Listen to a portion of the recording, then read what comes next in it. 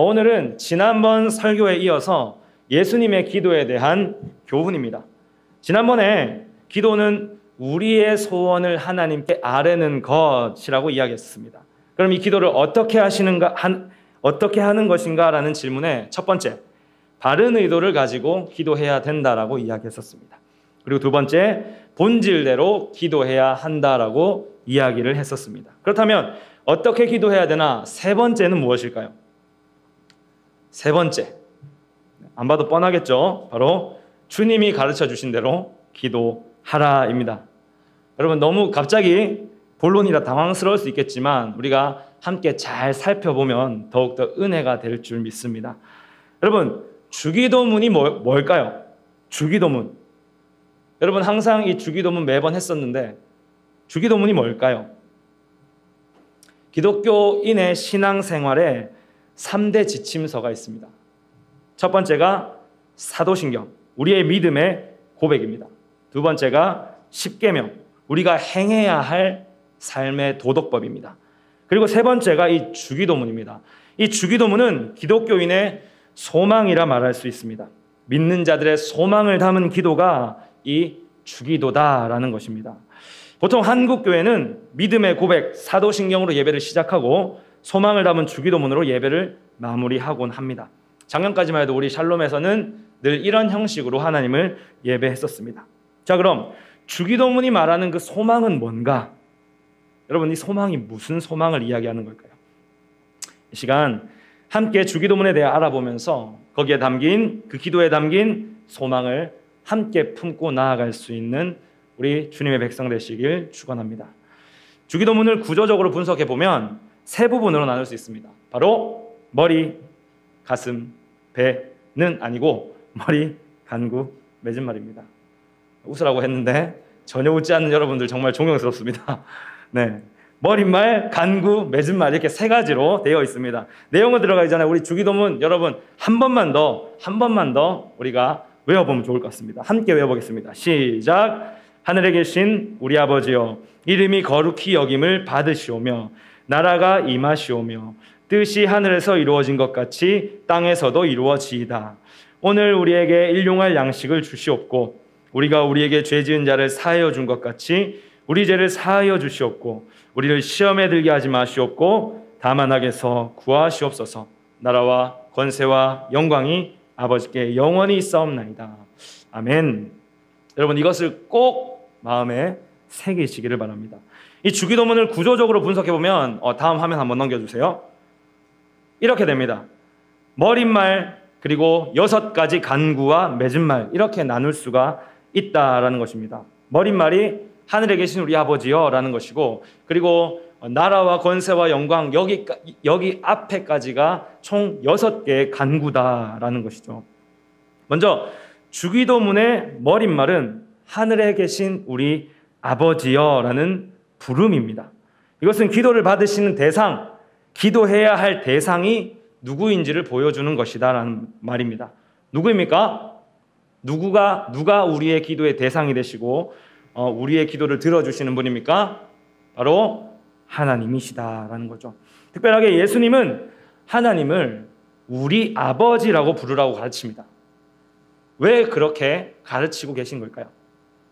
여기서 아버지라고 부르는 것은 관계적 측면을 보여주는 부분입니다. 예수님은 하나님을 아버지로 부를 때 이 단어가 생활 언어였던 히브리어 아브입니다. 아버지란 뜻이죠. 곧 예수님은 아버지와 아들의 관계로서 아버지를 불렀다라는 겁니다.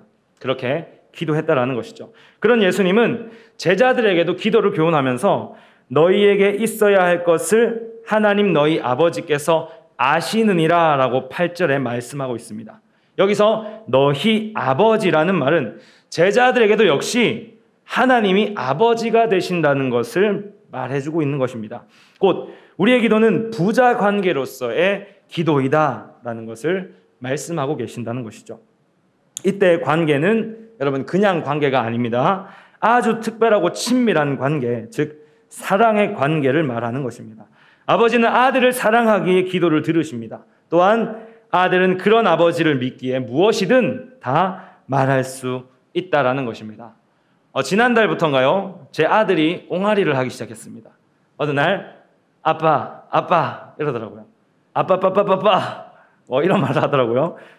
그래서 이 옹알옹알 거리는데 그 말이 도통 뭔지는 모르겠지만 그 말 한마디 한마디를 제가 뭘 했을까요?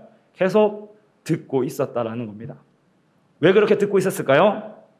아들을 사랑하기 때문이죠. 보기만 해도 너무나 예쁘다라는 것입니다. 제 아들은 뭔가가 필요했으니까 아빠를 외쳤겠죠. 항상 이 손을 들고 아빠를 찾거든요. 그래서 손을 이렇게 잡아주면 굉장히 좋아합니다. 그렇게 외치면 우리 아들은 이제는 알겠죠.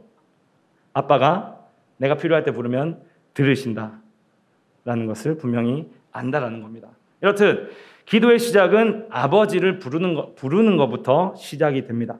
그리고 이 부름은 아버지와의 친밀한 사랑의 관계 안에서의 부름이다. 뭐라고요? 아버지와의 친밀한 사랑의 관계 안에서의 부름이다. 이것을 기억하시면서 기도에 임하시기를 바랍니다. 자, 그런데 우리가 부르는 아버지는 어떤 아버지입니까? 하늘에 계신 아버지입니다. 하늘에 계신다는 것은 우리 아버지가 무한한 능력을 가지신 분이다라는 말이죠. 곧 이 땅의 아버지는 그 능력에는 한계가 있습니다. 제가 아들이 너무 사랑스럽지만 해줄 수 있는 데는 한계가 있다라는 겁니다.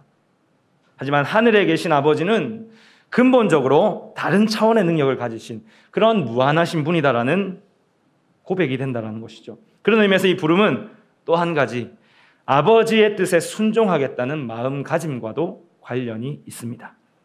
예수님의 공생애를 보면 아무도 없는 곳에서 홀로 기도하러 가실 그런 때가 있죠. 이때마다 아버지를 늘 찾으며 예수님은 기도했습니다. 그리고 그 아버지를 찾은 결과가 어떻게 되죠? 그 결과 십자가의 길로 나아가신다는 겁니다. 그 십자가의 길은 고난의 길이었습니다. 그럼에도 예수님은 그 길을 순종하심으로 나아간다는 것이죠. 겟세마네 동산에서 예수님은 아버지께 십자가 형벌을 피할 수 있으면 피하게 해달라고 간구했습니다. 하지만 십자가에서 아버지가 주시는 고난의 잔을 마셨죠. 거부하지 않으셨다라는 겁니다. 왜 그렇습니까? 그것이 아버지의 뜻이었기 때문입니다. 곧 이 아버지라는 표현에는 아버지의 뜻이 무엇이든 내가 그 뜻에 순종하겠다는 그 마음가짐이 담겨 있다라는 것입니다. 아버지가 들어주시지 않으셔도 그건 아버지의 뜻입니다. 우리는 그 뜻에 따르겠다는 마음을 가지고 기도할 수 있어야 된다는 것이죠. 따라서 우리는 기도할 때 나를 사랑하는 아버지라는 그 친밀함을 가지고 나아가지만 그 아버지의 뜻을 존중한다는 마음도 함께 가지고 나아갈 수 있어야 한다는 것입니다. 그리고 하나님을 부르며 나아감에 있어서 이 두 가지는 이 뒤에 이어지는 6가지 강구들의 모두 포괄해서 나타난다라는 것이죠. 자, 그럼 우리 다음으로 한번 넘어가 보겠습니다. 내 기도의 대상이신 하나님의 존재를 내가 불렀다면 이제 간구로 이어질 수 있어야 한다는 겁니다. 이 간구는 총 6개로 되어 있었죠. 우리가 아까 살펴봤듯이 이것을 다시 두 분류로 구분을 하면 당신을 위한 간구와 우리를 위한 간구로 나눌 수가 있습니다. 당신을 위한 간구와 우리를 위한 간구로 나눌 수 있다는 것입니다. 개역 성경에는 이 당신이라는 말이 등장하지 않습니다. 그러나 헬라어 성경을 보면 당신이라는 말이 등장하게 되죠. 첫 번째 간구가 당신의 이름이 거룩히 여김을 받으시오며입니다. 두 번째 간구가 당신의 나라가 임하시오며이고요. 세 번째 간구가 당신의 뜻이 하늘에서 이루어진 것 같이 땅에서도 이루어지이다. 이렇게 3번의 당신이 들어가게 된다라는 겁니다. 그렇게 이 간구들은 당신을 위한 간구이다 라고 말할 수 있는 것이죠. 당신을 위한 이 3 간구는 첫 번째, 두 번째, 세 번째 이 한 가지 주제 안에서 서로 연결됩니다. 첫 번째와 두 번째와 세 번째 기도가 한 가지 주제 안에 서로 연결이 된다는 것이죠. 어떤 주제로 연결될까요? 그것은 바로 하나님의 나라입니다. 3가지 당신에 대한 간구가 하나님 나라에 대한 간구이다라는 것입니다. 먼저 첫 간구, 하나님의 이름이 거룩하게 되기를 소망한다라는 간구죠. 이 간구는 비록 기도가 사람의 필요로 시작했을지라도 이 기도는 하나님 중심의 기도가 되어야 한다는 것을 알려주고 있습니다. 또한 그 시작을 그의 영광을 위한 찬송으로 해야 한다는 그런 기준을 설정하고 있다는 것이죠. 이 기도는 구약에 근거한 기도입니다. 에스겔서 36장 23절을 보면 이런 말씀이 있습니다. 우리 한번 같이 읽어볼까요? 함께 읽어보겠습니다. 시작. 여러 나라 가운데서 더럽혀진 이름 곧 너희가 그들 가운데서 더럽힌 나의 큰 이름을 내가 거룩하게 할지라. 내가 그들의 눈앞에서 너희로 말미암아 나의 거룩함을 나타내리니 내가 여호와인 줄을 여러 나라 사람이 알리라. 주 여호와의 말씀이니라. 아멘. 에스겔의 이 본문은 새 언약에 대한 메시지입니다. 그 당시 이스라엘 백성들은 여러 민족들 가운데 하나님의 이름을 더럽혔습니다. 그런데 하나님은 이런 자들에게 새 언약을 통한 구원을 약속하신다는 것이죠. 이 구원을 두고 하나님은 자기 이름을 스스로 거룩하게 하겠다라는 그런 말로 표현하고 있습니다. 은혜를 베풀므로써 자신의 이름을 더럽혔던 너희, 그 이스라엘을 구원함으로써 내 거룩함을 나타내겠다라는 말이죠. 나의 영광, 그것을 나타내겠다는 약속을 하고 있다는 겁니다. 이스라엘 백성들에게 이 약속이 무엇입니까? 고난 중에 내려진 지금 희망의 메시지입니다. 그리고 이 희망은 곧 속히 이때가 오길 바라는 이스라엘의 소망으로 연결되어 이어진다는 겁니다. 따라서 하나님의 이름이 거룩하게 되기를 갈망하는 이 기도는 곧 하나님의 이름이 영광을 받고 하나님의 통치하심이 속히 드러나기를 바라는 소망의 기도가 된다는 말이죠. 이런 맥락에서 두 번째 기도도 역시 자연스럽게 연결이 됩니다. 두 번째 기도는 당신의 나라, 하나님의 나라가 임하게 해달라는 기도입니다. 마태복음에서 하나님 나라는 두 가지 측면을 보여주고 있죠. 여러분 잘 아시듯 이미 임한 하나님 나라와 장차 임할 하나님 나라입니다. 곧 이 기도는 현재적인 측면에서 하나님의 통치가 이 땅 가운데 가득하게 해달라는 기도와 미래적인 측면에서 종말의 때에 주님의 통치가 속히 이루어지게 해달라는, 그때가 빨리 오게 해달라는 그런 기도이다라는 겁니다. 마지막 세 번째 당신을 위한 기도는 하나님의 뜻이 하늘에서 이루어진 것 같이 땅에서도 이루어지게 해달라는 간구이죠. 여기서 하나님의 뜻은 그의 계획과 목표를 가리킵니다. 그럼 그 하나님의 계획과 목표가 뭘까요? 뭐겠습니까, 여러분? 당연히 타락한 인류의 구원이겠죠. 그렇다면 이 구원이 하늘에서 이루어졌다는 건 무슨 뜻일까요? 하늘에서는 이미 예수님의 사역, 그의 십자가 고난과 부활을 통해 그 뜻이 이루어졌음을 말하는 겁니다. 그러므로 그 뜻이 땅에서도 이루어지게 해달라는 이 기도는 곧 하늘에서 이루어진 구원을 이 땅에서도 누릴 수 있게 해달라는 기도이다라는 것이죠.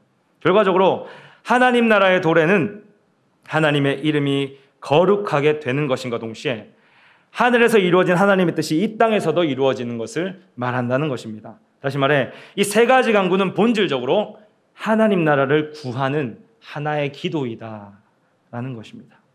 그렇다면 이 하나님의 나라는 무엇을 통해 이루어지는 것일까요? 이것은 예수님을 따르는 제자들의 순종을 통해 이루어집니다.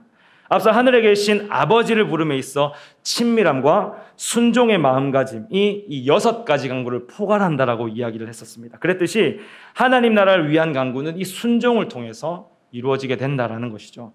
그의 이름이 거룩히 여김을 받는 것, 레위기 11장에 보면 내가 거룩하니 너희도 거룩하라라는 그 말씀과 같이 거룩한 삶, 구별된 삶을 통해 나타나게 된다라는 겁니다. 그 구별된 삶이 무슨 삶입니까? 마태복음 5장 13절에서 이야기하는 것이죠. 착한 행실. 이 착한 행실은 곧 앞서 우리가 다뤘던 이 산상수훈의 가르침이다라는 것 여러분 기억하실 겁니다. 이것을 통해 하나님께 영광을 돌릴 수 있어야 함을, 이 순종을 통해 하나님의 나라가 이루어진다라는 것입니다. 또 그의 나라가 임하는 것, 하나님이 베푸시는 구원을 이 땅에서 누리는 것, 이것은 모두 제자들의 순종을 통해 이루고 누리게 된다는 것이죠. 이렇듯 하나님 나라에 대한 청원은 우리의 시선을 하나님께로 향하게 만들고 있습니다. 우리의 필요로 기도를 시작했을지라도 하나님 중심의 기도로 나아가게 만든다라는 것입니다. 이 가르침을 따라 먼저 그의 나라와 의를 구하며 나아갈 수 있는 주님의 종들 되시길 축복합니다. 이제 다음으로 우리를 향한 3가지 간구로 나아가 봅시다. 우리의 간구 첫 번째는 오늘 우리에게 일용할 양식을 주옵시고, 두 번째는 우리가 우리에게 죄 지은 자를 사하여 준 것 같이 우리 죄를 사하여 주옵시고, 세 번째는 우리를 시험에 들게 하지 마시옵고 다만 악에서 구하시옵소서입니다. 우리의 간구 첫 번째, 양식을 위한 간구이죠. 이 간구는 역시 구약을 배경으로 하고 있는 간구입니다. 여러분, 출애굽 당시 광야에 내렸던 그 만나와 메추라기 기억하시죠? 양식은 인간의 생존에 있어서 없어서는 안 될 것입니다. 근데 이스라엘은 이 일용할 양식을 통해 매일매일 하나님의 공급하심을 경험했다라는 겁니다. 또 이 양식을 가지고 갈 때 하루치만 늘 가져갔어야 했죠. 너무 많이 가져가면 다음날 가져가서 남게 되면 다음날 썩어서 먹지 못하게 되는 일이 일어났다라는 겁니다. 이것은 곧 우리의 삶의 그 매일이 하나님의 손에 달려있다는 고백, 그리고 그분의 공급하심을 바란다는 믿음의 고백이다. 믿음이 담긴 간구이다라는 것입니다. 뿐만 아니라 우리의 욕망을 절제하며 살아가겠다는 다짐이 담긴 간구이다라는 것이죠. 특별히 이 양식을 위한 기도에는 오늘이라는 시간적 의미가 담겨져 있습니다. 오늘 아침에 기도를 하면 오늘을 위한 간구가 될 것이고요, 저녁에 기도하면 내일을 위한 간구가 됩니다. 여기서 내일을 위한 간구는 안식을 달라는 간구라고 볼 수 있습니다. 하나님의 공급하심의 은혜로 평안의 때를 허락해 달라는 그런 기도인 것이죠. 그런 맥락에서 이 기도 역시 그의 통치를 바라는 간구다라고 볼 수 있습니다. 이어서 우리의 두 번째 간구, 우리가 우리에게 죄 지은 자들에게 용서를 베푼 것처럼 우리를 용서해 달라는 그런 간구 기도입니다. 여러분, 죄는 흔히 성경에서 빚으로 표현합니다. 빚. 우리는 모두 예수님께 빚진 자다라는 말 여러분 많이 들어보셨을 겁니다.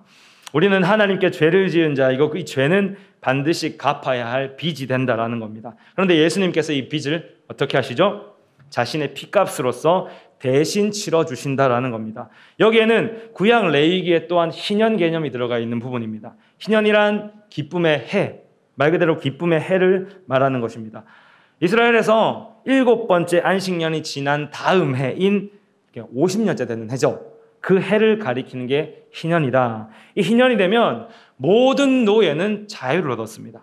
빚도 다 탕감해줬습니다. 그리고 모든 땅의 소유가 원주인에게로 돌아가는, 너무 가난해서 땅을 팔 수밖에 없었던 사람이 땅을 팔았을 때 그 판 땅이 다시 돌아오게 되는 해가 이 희년이다라는 것입니다.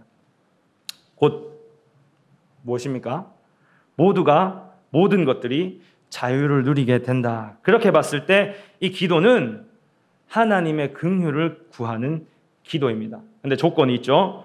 우리에게 죄 지은 자를 용서함 같이라는 단서입니다. 이것은 먼저 용서를 베푸는 실천이 있어야 함을 전제하고 있습니다. 다시 말해, 죄 용서를 경험한 사람은 타인의 죄를 용서할 줄 알아야 된다. 그 후에 하나님이 이 죄를 용서해 주실 것이다 라는 말이 되는 것이죠. 곧 남을 용서하지 못하는 자가 긍휼을 바라는 것은 하나님의 뜻이 아니다라는 것을 말하고 있습니다. 따라서 제자들은 이웃 사랑에 대한 실천과 그 마음이 담겨있는 기도를 할 수 있어야 된다라는 겁니다. 그리고 이것을 실천하는 자들에게는 분명 이 기도대로 약속하신 긍휼이 내려지게 된다라는 것이죠. 마지막으로 우리를 향한 간구 세 번째입니다. 시험에 들게 하지 마시고 악에서 구해달라라는 기도입니다. 이것은 인간의 약함과 그 한계를 아는 사람이 그 인생의 위기 속에서 날 좀 구원해 주세요라는 그런 기도이다라는 걸 여러분 아시면 될 것 같습니다. 이 기도는 두 가지로 생각해 볼 수 있습니다. 첫 번째가 먼저는 시험에 관련된 것입니다. 우리에게 시험이 찾아오지 않게 해달라는 간구이다라는 것이죠. 이 시험은 물론 하나님께서 우리를 성장시키기 위한 목적으로 찾아오기도 합니다. 그러나 이 고난의 극치를 보여주는 이 욥의 사례를 봤을 때 사탄은 이 시험을 통해 한 사람의 인생을 파멸로 이끌게 된다. 이끌려고 그렇게 애를 쓴다라는 겁니다. 그런 의미에서 이것은 자신의 연약함을 인정함으로 하나님의 보호하심을 구하는 기도이다라고 볼 수 있습니다. 이어서 시험은 언제나 악으로 연결됩니다. 여기서 악은 악한 자로 불리는 사탄을 말합니다. 사탄은 아까 얘기했죠. 파멸을 목적으로 우리를 유혹하고 시험한다라고 이야기했습니다. 이때 우리는 악을 행해도 스스로 이 악을 해결할 수 있다고 생각할 수 있지만 결코 그럴 수 없습니다. 내가 악에서 스스로 돌아설 수 있다 생각하지만 결코 그럴 수 없다라는 말입니다. 왜냐하면 악은 결국엔 더 깊은 악을 부른다라는 것이죠. 결국 그 끝은 사탄의 꾀임대로 파멸이다라는 겁니다. 여러분, 다만 악에서 구하소서라는 영화 아시죠? 보셨습니까? 이 영화 제목은 바로 이 구절에서 따왔다고 이야기합니다. 홍원찬 감독의 인터뷰 내용을 보면 극중 청부살인에 몸담은 인남이 누군가를 구하려 함으로써 자신이 짊어진 원죄에서 벗어나고자 한다라는 의미를 담았다, 이렇게 인터뷰를 했다라는 겁니다. 그런데 인간이 스스로 악에서 벗어날 수 있습니까? 결코 벗어날 수 없습니다. 영화에서도 여러분 보게 될 테지만 누군가를 구하기 위해 이 사람은 뭘 합니까? 또 다른 살인을 저지를 수밖에 없다라는 겁니다. 그게 뭐예요? 악은 더 깊은 악을 계속해서 부르게 된다라는 것입니다. 그러나 하나님은 이 악을 끊을 수 있다라는 것이죠. 따라서 이 기도는 사탄의 공격에 빠지지 않게 해달라는 기도인과 동시에 혹시나 내가 그 악에 빠져 있다면, 그 시험에 빠져 있다면 속히 건져달라는 구원의 간구다라는 것입니다. 정리하면 무엇입니까? 우리를 위한 이 세 가지 기도는 하나님 나라의 백성으로서 참되게 살아갈 수 있게 도와달라는 그런 우리의 바람이 담긴 간구이다라는 겁니다. 결국에 무엇입니까? 하나님의 통치의 맥락이 첫 번째 간구부터 여섯 번째 간구까지 이어져서 나타나고 있다라는 겁니다. 그리고 당신과 우리의 기도가 이렇게 마무리가 되면 이제 마지막은 송영으로 끝이 납니다. 송영은 나라와 권세와 영광이 아버지께 영원히 쌓옵나이다 아멘으로 마무리가 된다는 것이죠. 이 송영은 하나님의 영광을 찬양한다라는 의미를 가지고 있습니다. 기도의 마지막은 찬양으로 마무리가 될 수 있어야 된다. 근데 여기서 중요한 것은 아멘입니다. 아멘. 지금까지 했던 기도를 모두 들어주실 것이라는 그 확신과 믿음이 담겨 있을 때 우리가 아멘이라 할 수 있는 것이죠. 그래서 이런 기도는 아멘으로 마무리가 반드시 되어야만 한다. 여러분, 이 기도가 진정한 아멘으로 화답될 때 우리의 인생이 이미 구원받은 인생임을 믿으시기 바랍니다. 왜냐하면 우리가 그렇게 기도를 했다면, 아멘으로 화답했다면 그것은 곧 우리가 그 기도대로 살고 있다는 증거이기 때문이죠. 예수님은 이 기도를 가르치신 후에 한 가지를 덧붙여서 말씀하고 있는데요, 우리 한번 읽어보면 좋겠습니다. 14절과 15절 말씀입니다. 함께 읽어봅니다. 시작. 너희가 사람의 잘못을 용서하면 너희 하늘 아버지께서도 너희 잘못을 용서하시려니와 너희가 사람의 잘못을 용서하지 아니하면 너희 아버지께서도 너희 잘못을 용서하지 아니하시리라. 이 말은 경고의 메시지입니다. 여러분, 잘못을 용서하면 용서받겠지만 너희가 용서하지 않으면 아버지도 용서하지 않을 것이다 라는 경고의 메시지다라는 것입니다. 다시 말해 아버지의 뜻을 존중한다는 태도가 실천을 통해 분명히 드러나고 나타내야 된다라는 것을 예수님은 가르치고 있다는 것이죠. 특별히 주기도는 우리라는 복수어를 사용하고 있습니다. 공동체 기도에 초점을 맞추고 있다는 것입니다. 물론 공동체에만 국한돼서 이 기도를 해야 되는 것이냐? 그건 아닙니다. 개인적으로도 해도 됩니다. 그러나 우리라는 부분은 분명히 공동체를 위한 기도다라는 것을 이야기하고 있다는 것이죠. 따라서 교회는 주의 기도를 따라 기도하고 그 기도한 대로 행할 수 있어야 된다는 겁니다. 예수님은 교회 공동체 가운데 이 용서를 실천할 것을 지금 콕 집어서 경고하고 있다는 겁니다. 이 말은 교회 공동체가 어떤 공동체가 되어야 된단 말이겠습니까? 용서하는 공동체가 될 수 있어야 한다는 말입니다. 화해하는 공동체로서 교회를 부르셨다, 화목하게 하는 일을 위해 부르셨다라는 것을 지금 이 주기도를 통해서도 알 수 있다라는 것이죠. 하나님의 뜻은 용서함을 통해 이 땅에 드러납니다. 이루어집니다. 또한 하나님은 공동체의 화해를 통해 이 기도가 제대로 되고 있나 안 되고 있나를 점검하고 계십니다. 용서하는 일에 실패하면 아버지도 용서치 않는다. 그러나 용서한다면 아버지도 너희를 용서하실 것이다. 이것을 기억하시면서 우리 결론적으로 한번 주기도문에 대해서 생각해 봅시다. 결론적으로 주기도, 우리가 어떻게 정의를 할 수 있을까요? 이 주기도는 하나님 나라의 기쁨을 맛보게 해달라는 우리의 소망이 담긴 기도이다. 아까 얘기했죠? 주기도는 기독교인의 소망을 담은 기도다라고 이야기했습니다. 하나님 나라의 기쁨을 맛보게 해달라는 우리의 소망이 담긴 기도가 이 주기도다. 우리의 소망이 어디에 있습니까, 여러분? 우리의 소망은 이 땅에 있지 않습니다. 우리의 진정한 안식은 이 땅에 있지 않습니다. 이 땅에서 있는 것은 완전한 기쁨도 아니요, 행복도 아닙니다. 완전한 주의 나라를 소망하며 살아가는 삶이, 그걸 바라고 살아가는 삶이 우리가 이 땅에서의 삶이다라는 것입니다. 여러분, 어떤 삶을 살아가고 계시나요? 우리의 시선이 혹시 땅을 향해 있다면 그 시선을 이제 하나님께로 돌이킬 수 있기를 바랍니다.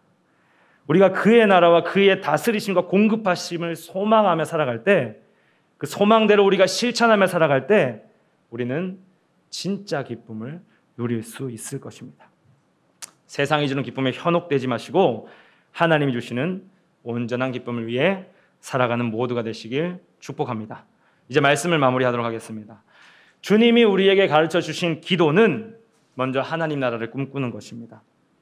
진정한 구원의 은혜를 누리기를 바라는 소망 담긴 기도이다라는 것입니다.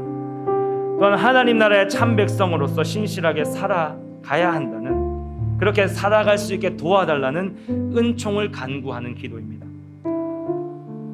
이 소망의 기도를 올려드리면서 기도한 대로 실천하며 살아갈 때 우리는 진정한 아멘의 참 의미를 깨닫게 되는 줄 믿습니다. 바라기는 아직 한참 남았을지 모를 그 인생길 가운데 늘 아버지의 이름을 부르며 나아갑시다. 아버지께 소망을 두고 기쁨과 감사와 영광으로 나아가십시다. 그러할 때 우리는 이 땅에서 하나님이 내려주시는 은혜를, 하늘의 기쁨을 누리며 살아갈 수 있는 줄 믿습니다. 기도는 나 중심 아닙니다. 하나님 중심입니다. 늘 내 것을 구하는 기도를 하지만 그 기도에 앞서 하나님을 위한 기도, 그의 나라를 위한 기도, 내가 참되게 하나님의 백성으로 살아갈 수 있게 해달라는 그 기도, 그것이 먼저 될 수 있어야 한다라는 것입니다. 이 소망의 기도를 통해 하나님의 참된 백성으로 살아가시길 다시 한 번 더 주님의 이름으로 축원드립니다.